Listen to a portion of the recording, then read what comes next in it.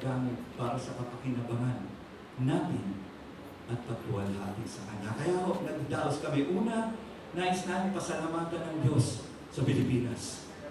Like I said a while ago, this is the only country we have. The Philippines. The Philippines.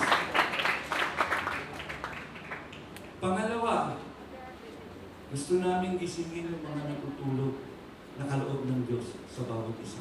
Salamat po sa pagdating. Nawa, sa pagtatanghala ito ay magising kayo. Wala akong humiling sa akin dito yung... Sino marunong kumanta? Sumayaw. Magluto. Maglaba. Maglaba. Marunong maglaba. Pero yung pag-awit po, yung pagdating sa sining, nadidiscover lang po natin yan eh. Hindi natin hiniling yan. So kung niregaluhan tayo ng Diyos, buksan natin. Tayo rin mo nagre-regalo, di ba? Matutuwa ba kayo kung yung regalo nyo bubuksan? At gagamitin. Di ba? So buksan natin yung regalo ng Panginoon. At yan pong nais namin ibigay. Yung pagtulong sa ating mga kababaihan, sa ating mga kabataan, ma-discover nila yung regalo ni Lord. At tulungan silang buksan. At nag-uumpisa ko sa bahay. Nag-uumpisa sa bahay. Ako po, bata pa lang ako, inubog na ako ng tatay ko sa musika.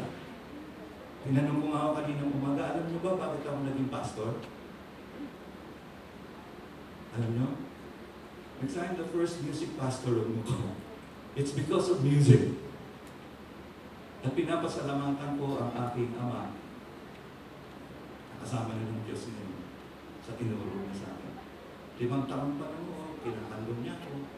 Ito yung mga awit na yan, ito ang awit na papatutok siya ng plato. Naturuan niya ako. Mula ng 5 taon ako.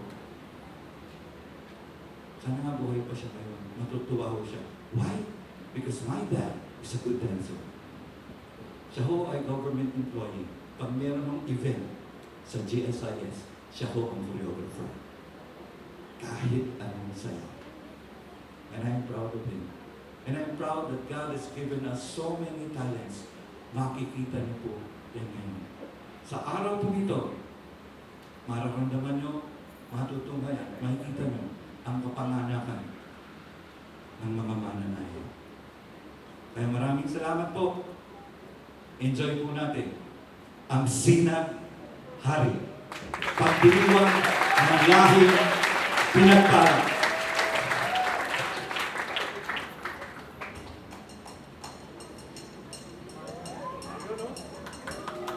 Ang Estudiantina ay isang sayaw na may influensang Kastila na nagsimula noong panahon ng kolonyalismo.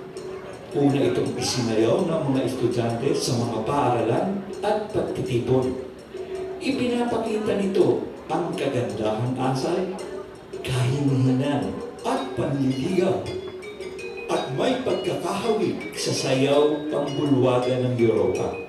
Sumasagisag ito sa pagsasanib ng kulturang Kastila at Pilipino na isinasayaw na may dangal at kariptan.